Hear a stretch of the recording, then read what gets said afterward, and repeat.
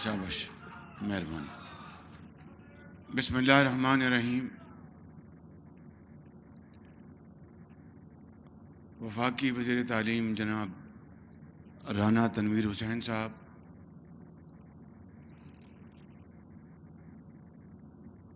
Adviser prime minister of Pakistan जनाब आहद खान चीमा साहब, इंतहाई काबिल एहतराम मेंबरान कौमी assembly, chief secretary, IG Punjab और दीगर मुअज़्ज़ज़ वफाक और पंजाब के अफसरान, शाहदरा के मेरे बुज़ुर्गों, भाइयों और बहनों, अस्सलामु अलैकुम। आज मुझे यहाँ पे आके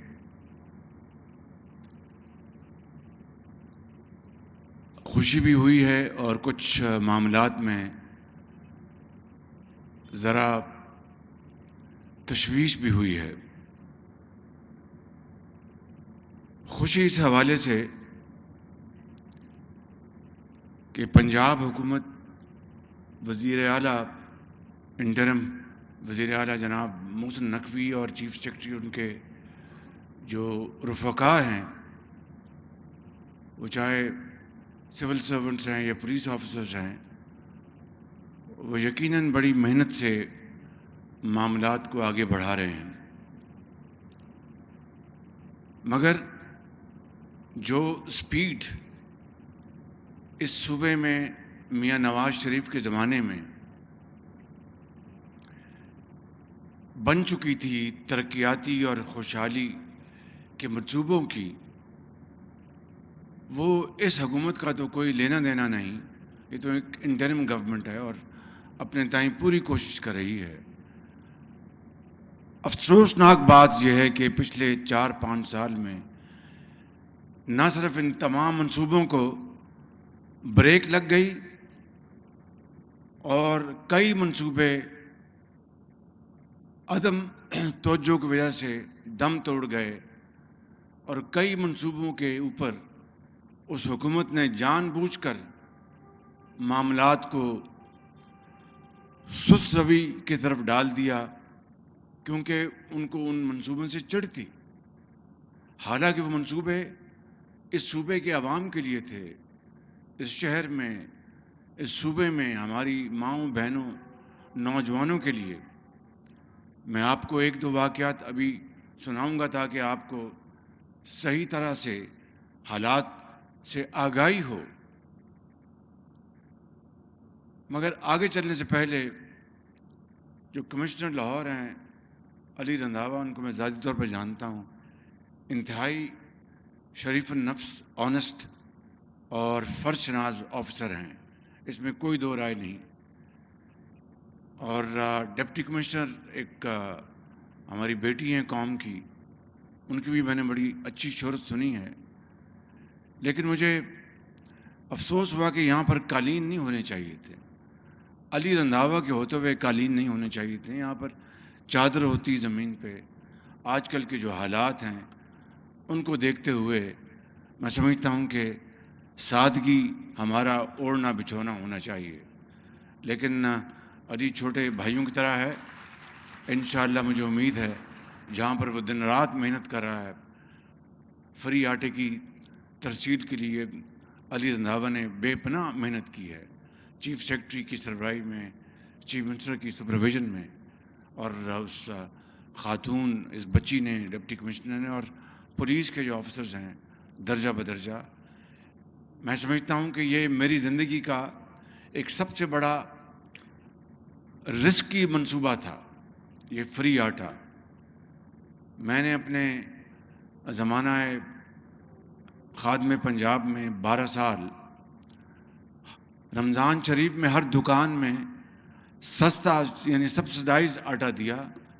फ्री आटा का मैंने कभी सोचा नहीं था।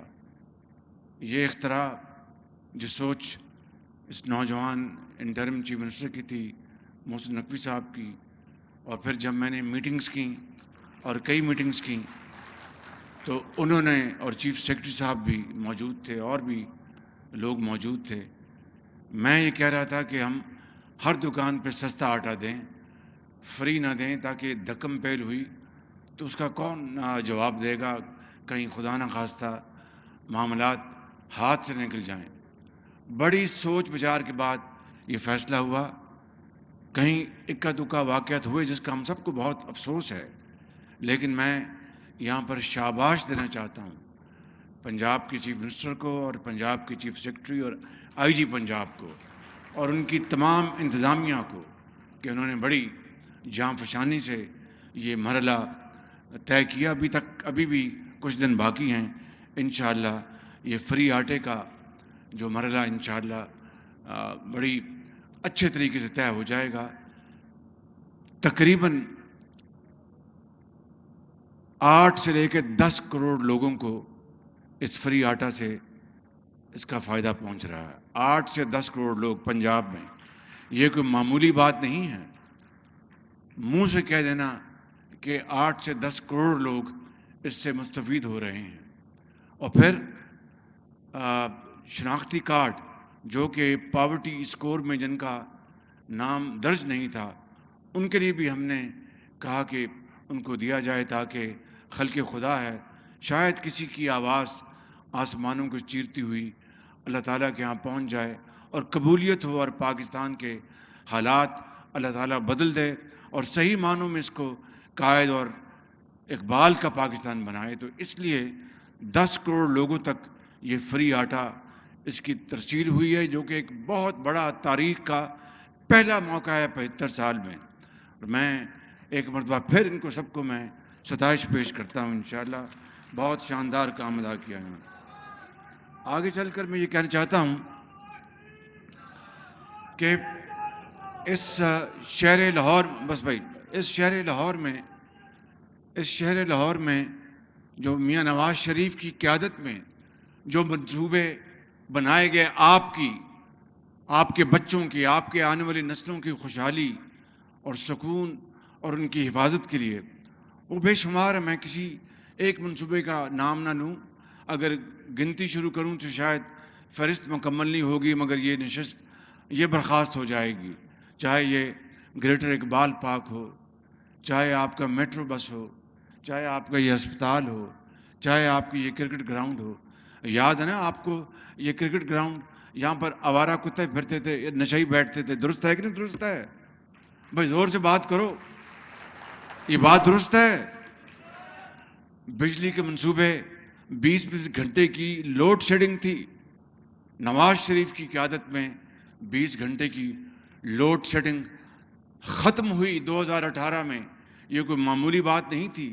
یہ اللہ تعالیٰ کے فضل و کرم سے ایک بڑا عظیم کارنامہ تھا کہ بجلی کی لوڈ شیڈنگ ختم کرنا. اس کے بعد کیا ہوا, آج میں آپ سے بڑی ایک دل سے باتیں کرنا چاہتا ہوں. اس کے بعد کیا ہوا, 2018 میں جھرلو الیکشن ہوا اور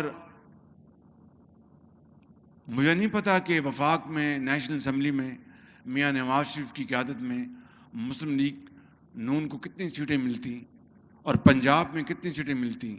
لیکن ایک عام آدمی, ایک چھابڑی والا بھی اس بات کی گواہی دیتا تھا کہ نواز شریف کی قیادت میں جو 2013 سے 18 تک جو ترقی اور خوشحالی کا سفر پورے پاکستان میں ہوا اور پنجاب میں ہوا, اس کے پیش نظر لوگ اپنے دل سے نون کو اور شیر کو اور نواز شریف کو ووٹ دینا چاہتے تھے.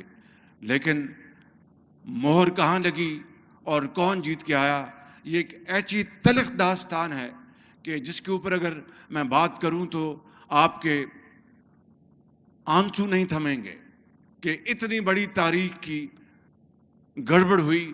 یعنی عام طور پر دیہاتوں میں جو انتخابات کے رزلٹس ہیں اس میں 1-2 دن لگ جاتے ہیں. یہ الٹا چکر ہوا کہ دیہات میں فر نتائج آنا شروع ہو گئے اور شہروں کے نتائج کئی ہفتے تاخیر کا شکار ہو گئے. اور اس کے بعد پھر جو حکومت آئی, مجھے بتائیں کہ یہ جو میرا منصوبہ تھا, نون کا منصوبہ تھا, نواز شریف کا منصوبہ تھا کہ میٹرو کو شاہدارہ سے کالا شاہ کاکو لے کے جایا جائے. کیا ہوا اس کا 4 سال میں؟ اپنے دل پر ہاتھ رکھ کے بتائیں مجھے. یہ جو ہم نے پروگرام بنایا تھا کہ راوی تک ہم فلائی اوور بنائیں گے اور اس کے لیے پوری اس کی مکمل طور پر اس کی فیزیبلٹی بن گئی تھی. وہ الیکشن سے پہلے آخری مہینے تھے. میں آپ سے یہاں پر وعدہ کر کے گیا تھا کہ انشاءاللہ اللہ نے موقع دیا تو 2018 میں یہ سارا مکمل ہو جائے گا. اگر ہمیں اللہ نے موقع وہ دیا ہوتا جو کہ ہمیں مل گیا تھا، وہ جھرلو نے اور فراڈ نے اور جعلی الیکشن نے وہ ہم سے موقع چھینا، نواز شریف سے موقع چھینا. مجھ سے نہیں، نواز شریف سے نہیں، پاکستان کے 22 کروڑ عوام سے چھینا جو ترقی اور خوشحالی کا ایک نیا سفر دیکھ رہے تھے.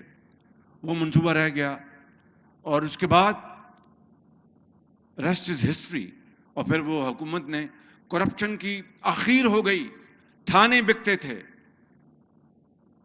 D P Os D C Os کے دفتروں کی بولیاں لگتی تھیں. یہ بات آپ بھول گئے؟ میرے زمانے میں، نواز شریف کے زمانے میں کسی کی جرت تھی کہ وہ تھانے کی بولی لگوا لے یا ڈپٹی کمشنر یا ڈی پی او کے دفتر کے عہدے کی بولی لگوا لے؟ کچھ سوچ نہیں سکتا تھا. ہم انسان ہیں، غلطیاں انسانوں سے ہوتی ہیں، ضرور کوتاہی ہوئی ہوگی. یہ اللہ تعالیٰ بخشنے والا ہے، معاف کرنے والا ہے. ہمیں ہر وقت اس کے حضور اپنے گناہوں کی معافی مانگنی چاہیے. لیکن دانستہ طور پر یہ ممکن نہیں تھا کہ نواز شریف کے دور میں اور میرے صوبے میں کے دور میں کوئی کرپشن تھی. کرپشن تو شاید قیامت تک بند نہ ہو، لیکن اس میں کمی لانا، اس میں گراوٹ لانا، یہ ہوتا ہے حکومت کی ذمہ داری، جس کے لیے ہم دن رات کام کر رہے تھے. میرے بزرگوں، بھائی اور بہنوں، یہ وہ سفر تھا ترقی اور خوشحالی کا. مگر اس کو پھر نظر لگ گئی، اس کو نظر لگ گئی اور ترقی جو ہے وہ معکوس ہو گئی اور ہر جگہ یہاں پر ویرانی چھا گئی.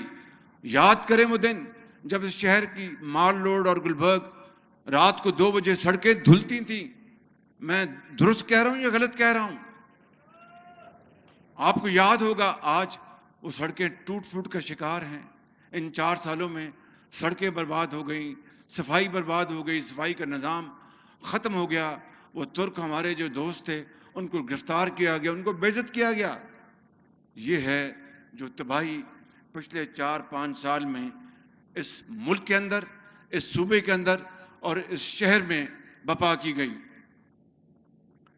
میں یہ سمجھتا ہوں کہ آج پھر ایک موقع آیا ہے. دیکھیے مہنگائی ہے، اس میں کوئی شک نہیں.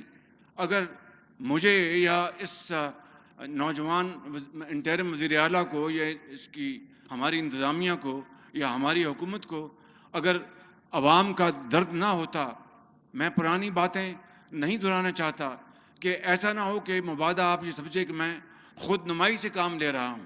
لیکن میں اسی مثال کو آپ کے سامنے رکھ کر بتاتا ہوں کہ مہنگائی ضرور ہے اور مجھے پتہ ہے کہ عام آدمی کی زندگی تنگ ہے، میں جانتا ہوں اس بات کو. اسی لیے ہم نے یہ فری آٹے کا انتظام کیا. اس کے اوپر کتنے ارب لگے؟ 65 ارب روپے ایک مہینے میں. صرف رمضان شریف کے مہینے میں لاہور سے لے کے کوٹ سبزل تک، رحیم یار خان اور ادھر اٹک تک 65 ارب روپے کی خطیر رقم سے یہ فری آٹے کا انتظام کیا گیا ہے. کیوں؟ اس لیے ابھی بیٹھ جائیں، ذرا بات سننے میری. بھائی بیٹھ جائیں، بھائی بیٹھ جائیں، او بھائی بیٹھ جائیں. کیوں؟ اس لیے کہ مجھے میرے قائد نواز شریف کو، مخلوط حکومت کو، ہم سب کو پورا احساس ہے کہ مہنگائی نے عوام کا جینا دوبر کر دیا ہے. اور مہنگائی کے کیا اسباب ہیں میں اس میں نہیں جانا چاہتا. وہ 4 سال کی کہانی ابھی میں نے اختصار کے ساتھ آپ کو بیان کی. پھر کبھی بتاؤں گا کہ کس طرح ہمیں IMF کا ٹوٹا پھوٹا معاہدہ ہماری جھولی میں پڑا اور کس طرح ہم نے آج بھی لکیریں نکالی جا رہی ہیں تاکہ IMF کے ساتھ معاہدہ ہو جائے. میں اس دن کے لیے میں اللہ تعالیٰ سے کہتا ہوں کہ میری زندگی میں اگر ہم IMF سے جان چھڑا لیں اور یہ جو بیڑیاں IMF کی یہ کٹ جائیں ایک دن، تو وہ پاکستان کا سب سے بڑا خوشی کا دن ہوگا کہ پاکستان اپنے پاؤں پہ کھڑا ہوگا۔ فی الحال ہمیں IMF کی شرائط ماننی پڑ رہی ہیں، ہمارے پاس کوئی اور چوائس نہیں، ہر کڑی ان کی شرط ہمیں ماننی پڑ رہی ہے، ہمیں اس کے بغیر ہم آگے نہیں چل سکتے۔ لیکن میں آپ کو یہ بات یقین سے کہنا چاہتا ہوں انشاءاللہ کہ یہ IMF کا معاہدہ ہو جائے۔ ہم دن رات محنت کر رہے ہیں، کوشش کر رہے ہیں۔ یہاں پر اب جو عدالت عظمیٰ میں اور پارلیمنٹ میں جو معاملہ چل رہا ہے وہ آپ کے سامنے ہے، وہ یہاں پر میں اس کے بارے میں کچھ نہیں کہنا چاہتا۔ کہنا یہ چاہتا ہوں کہ ہم انشاءاللہ دن رات محنت کریں گے، دن رات کوشش کریں گے آپ کے ساتھ مل کر، اور پاکستان کو ضرور ہم انشاءاللہ قائد اور اقبال کا پاکستان بنا کر دم لیں گے۔ اگر میری زندگی میں یہ سفر اقبال اور قائد کا سفر ہم شروع کر دیں تو میری روح قبر میں بڑی سکون سے ہوگی کہ جس کے لیے پاکستان بنا تھا، جس مقصد کے لیے، جس کے لیے عظیم قربانیاں دی گئیں، وہ قربانیاں آج رنگ دکھا رہی ہیں۔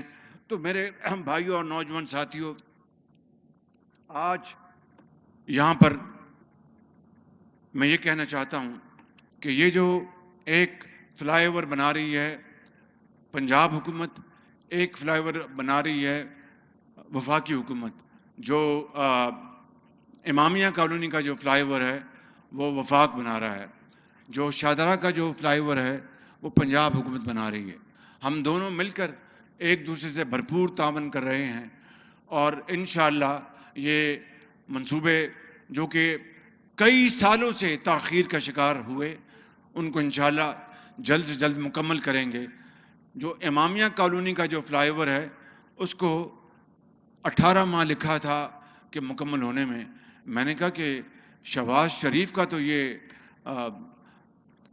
کام نہیں ہے کہ 18 مہینے، شہباز شریف تو اس سے بہتر ہے کوئی گھر بیٹھ جائے، 18 مہینے میں اگر چیز مکمل ہونی تو پھر کوئی اور آ کے مکمل کر لے۔ ان کو میں نے 3 مہینے دیے ہیں، 3 مہینے۔ یہ بیٹھے ہیں سامنے،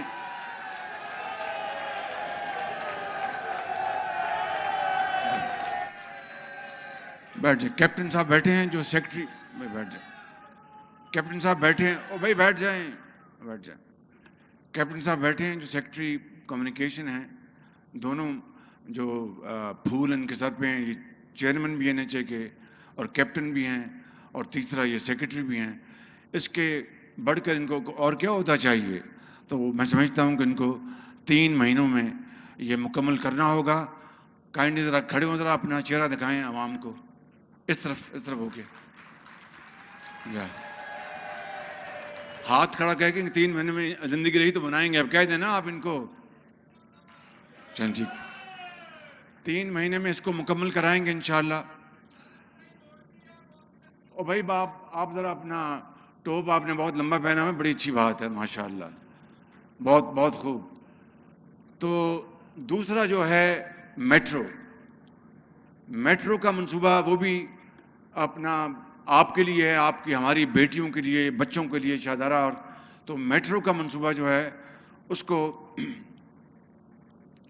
یہاں پر کالا کھتائی تک لے کے جائیں گے انشاءاللہ، کالا شکاکو، سوری، تھینک یو، کالا شکاکو لے کے جائیں گے اس کو، تاکہ یہ جو ٹریفک کا ازدحام ہے یہ ختم ہو، اور اس کے لیے ابھی بیٹھ جائیں، ابھی بیٹھ جاؤ، یہ ازدحام ختم ہو، تو اس کو ہم انشاءاللہ کالا شکاکو لے کے جائیں گے۔ یہ میری وزیر اعلیٰ صاحب سے بھی بات ہو گئی ہے، اور یہ منصوبے عوام کے ہیں۔ اور آپ دیکھیے کہ جب 2018 کے الیکشن میں ابھی کئی مہینے پڑے تھے، تو اس وقت کے جو چیف جسٹس تھے ثاقب نثار، انہوں نے ان تمام منصوبوں پر پابندیاں لگا دی تھیں۔ کیوں؟ اس لیے کہ نون لیگ نہ جیت سکے۔ انہوں نے باقاعدہ بلا کر افسروں کو تنبیہ کی، اپنی عدالت میں ہفتے اور اتوار کے دن جو عدالت لگتے تھے وہ کسی یتیم کی درخواست کے اوپر فیصلہ کرنے کے لیے نہیں، کسی بیوہ کو اس کا حق دلانے کے لیے نہیں، کسی ظالم کو اس کو قرار واقعی سزا دینے کے لیے نہیں۔ یہ بتائیں 56 کمپنیاں یہ لے کے آئیں، یہ اتنی بڑی بڑی تنخواہیں آپ کہاں سے لے رہے ہیں یہ سرکاری افسران؟ 56 کمپنیاں، میرے بزرگوں، بھائی اور بہنوں سن لو، اس واقعہ کو 4 سال ہو گئے ہیں، 56 کمپنیوں میں کون سی ایک کمپنی ہے جس میں میرے خلاف ایک دہلی کی کرپشن ثابت ہوئی؟ اب وہ 56 کمپنی کا نعرہ کیوں نہیں لگتا؟ اور وہ بڑی بڑی تنخواہوں لینے والے افسران کی بات کیوں نہیں ہوتی؟ وہ صرف پنجاب میں تھی. آج بھی وفاق میں، سندھ میں، بلوچستان میں، کے پی میں جو کمپنیاں، جو اچھے افسر کام کرتے ہیں یا لوگ کام کرتے ہیں، ان کو بڑی تنخواہیں ملتی ہیں. ان کا تو ثاقب نثار نے کبھی پوچھا نہیں. اور ایک بات میں آپ کو آج بتانا چاہتا ہوں، یہ جو اورنج لائن ہے، اورنج لائن جانتے ہیں نا آپ؟ سفر کیا اس میں؟ کتنوں نے سفر کیا؟ ہاتھ کھڑا کریں. کیسا سفر ہے؟ سفر کیسا ہے؟ کیا لگتا ہے اندر بیٹھے ہوئے؟ ہندوستان دلی میں اس طرح کا ان کے یہاں بھی ہے، لیکن ہمارا اورنج لائن دلی سے کہیں بہتر ہے. یہ شہر لاہور دلی سے کہیں صاف تھا. یہ شہر لاہور دلی سے کہیں خوبصورت تھا. یہ شہر لاہور دلی سے کہیں سرسبز تھا. لیکن اس کو نظر لگ گئی ان تمام ان لوگوں کی جو نہیں چاہتے تھے کہ پاکستان ترقی کرے یا نواز شریف دوبارہ آ کر اس ترقی کے سفر کو شروع کرے. تو ثاقب نثار نے کیا کیا؟ یہ اورنج لائن یہ چین نے تحفہ دیا تھا پاکستان کو. اور مجھے کہا تھا کہ وزیر اعظم چین نے، جن کا نام پریمیر لی، اب وہ ریٹائر ہو گئے ہیں، انہوں نے کہا تھا یہ، اور پریزیڈنٹ شی نے بھی، کہ یہ آپ کے لیے اور آپ کے بھائی کے لیے تحفہ دے رہے ہیں ہم، پاکستان کے عوام کے لیے، لاہور کے عوام کے لیے. پہلے پی ٹی آئی لاہور میں گئی، درخواست دی. 11 مہینے یہاں پر کیس سنا. یہ سننے والی بات ہے. 11 مہینے کیس یہاں پر لگا رہا اورنج لائن کے خلاف. اور جو قابل احترام ججز تھے، انہوں نے کرپشن کے حوالے سے ایک لفظ نہیں لکھا. کلین چٹ تھی، 300 صفحے کا وہ فیصلہ آیا. اس کے بعد پی ٹی آئی اس میں اپیل میں چلے گئے اسلام آباد سپریم کورٹ میں.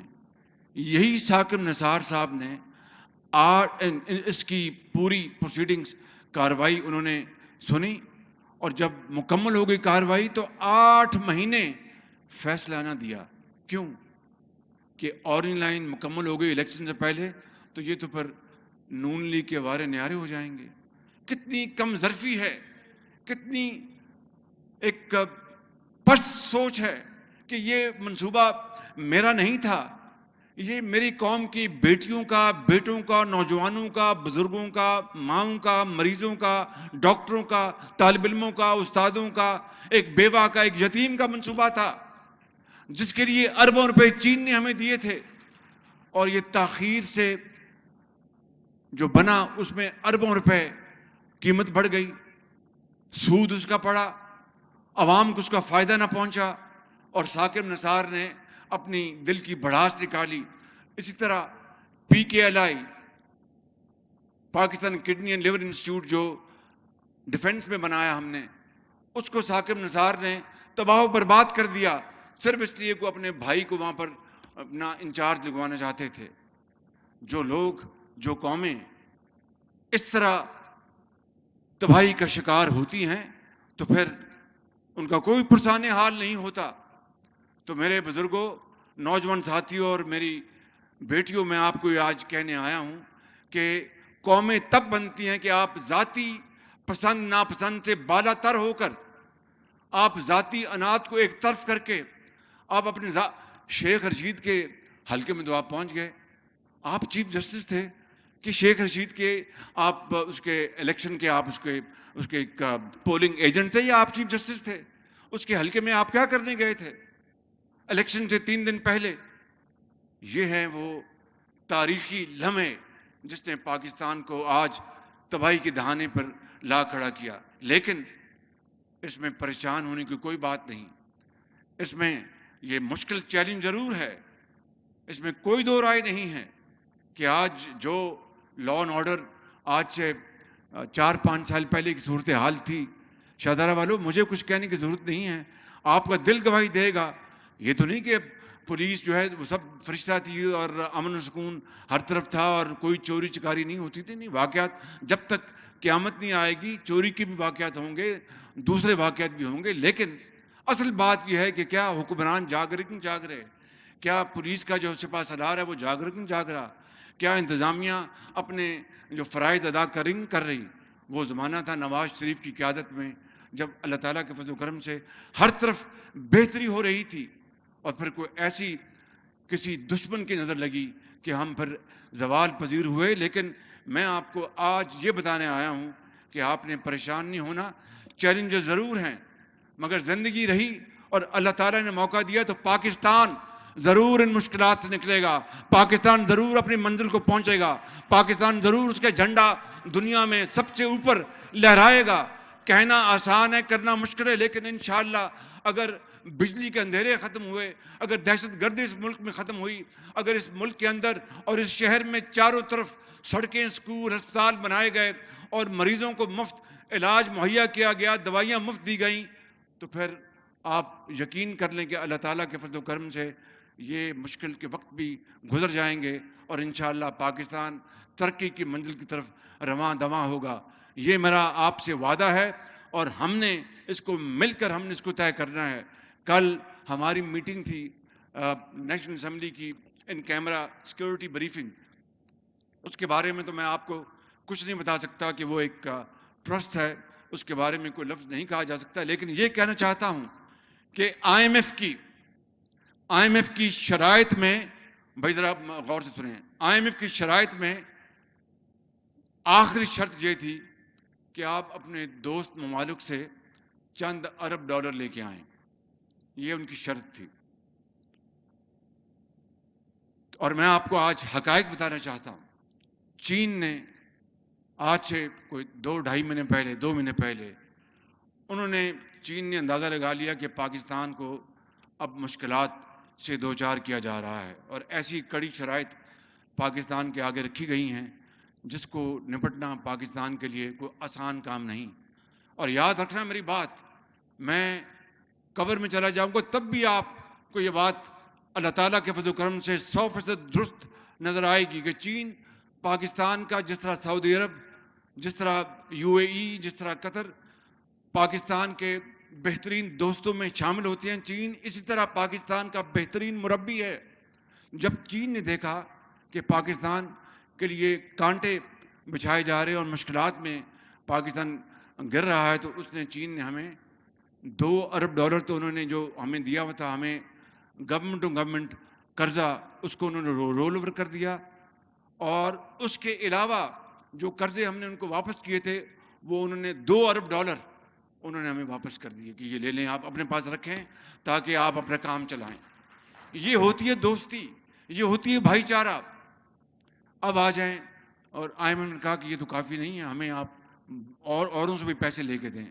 اب بتائیے، کیا پاکستان، آپ میں سے یہاں پر کئی لوگ بیٹھے ہیں، یہ بزرگ بیٹھے ہیں جنہوں نے ماشاءاللہ بڑی خوبصورت لمبی ٹوپی پہنی ہے، اور یہاں پر نوجوان بیٹھے ہیں، آپ میں سے کئی بڑے، آپ کے دادا، آپ کے نانا پردادا ہندوستان سے آئے ہوں گے، اپنا پاکستان بنتے وقت یا اس سے پہلے راستے میں کئیوں کے بچے شہید ہو گئے، کئی کو ماؤں کے آنچل پھٹے، کئی وہاں پر ہندوؤں سے، سکھوں سے لڑے، اور وہاں پر ان کی قبریں کھد گئیں، تب جا کر پاکستان مارج وجود میں آیا۔ کیا اس لیے کہ ہم قرضوں کی مے پیتے رہیں؟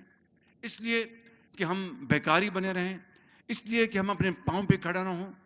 نہیں، ان کی قبریں، ان کی روحیں قبروں میں تڑپ رہی ہیں، اور آپ سے اور مجھ سے پکار کر سوال کر رہی ہیں کہ یہ وہ پاکستان نہیں ہے جس کے لیے ہم نے اپنے خونوں کا نذرانہ دیا تھا، یہ وہ پاکستان نہیں ہے جس کے لیے راستے میں میری بیٹی شہید ہو گئی تھی، یہ وہ پاکستان نہیں ہے جس کے لیے میری والدہ نے دم توڑا تھا امرتسر میں یا اٹاری میں یا کسی اور جگہ پر، یہ وہ پاکستان نہیں ہے۔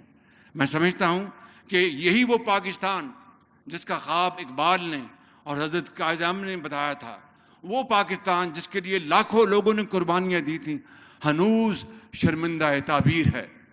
اور یہ میں نے جو چین کی آپ کو مثال بتائی ہے، اب میں آپ کو آخری بات اس بارے میں بتانا چاہتا ہوں۔ تو آئی ایم ایف نے کہا کہ باقی اپنے دوستوں سے پیسے لے کے دیں، تو چنانچہ پچھلے 1.5 مہینے میں ہم نے سر توڑ کوشش کی، اور میں انتہائی شکر گزار ہوں سعودی عربیہ کا، انتہائی شکر گزار ہوں میں اپنے UAE کا، جنہوں نے ہمیں 3 ارب ڈالر دیے، ہمیں 3 ارب ڈالر، اور اس کے لیے میں تو ان سے جا کے بات کرایا تھا، لیکن اس کے لیے جو تگ و دو کی ہے، جو محنت کی ہے، جو پسینہ کرایا ہے، میں آپ کو ایمانداری سے بتا رہا ہوں، وہ ہمارے نوجوان فارن منسٹر بلاول بھٹو نے کوشش کی، اسحاق ڈار صاحب جن کو راتوں کو بھی نیند نہیں آتی بیچاروں کو، وہ اس کام کے لیے دن رات جتے رہے، اور جو نئے جو سپہ سالار آئے ہیں جنرل عاصم منیر، راتوں کو یہ جاگے، اور سعودی عربیہ سے، یو اے ای سے میں نے اس طرح یہ معاملہ طے پایا، اور اب آئی ایم ایف کے پاس کوئی بہانہ نہیں ہے، تمام شرائط منظور ہو گئی ہیں، انشاءاللہ وہ قرضہ اب منظور ہوگا، لیکن فیصلہ یہ کرنا ہے کہ ہم نے قرضوں کے اوپر زندگی بسر کرنی ہے یا خود اپنے پاؤں پر کھڑے ہو کے محنت، امانت اور دیانت کے ذریعے ہم نے پاکستان کو، اپنے خاندان کو، بچوں کو بنانا ہے، سنوارنا ہے۔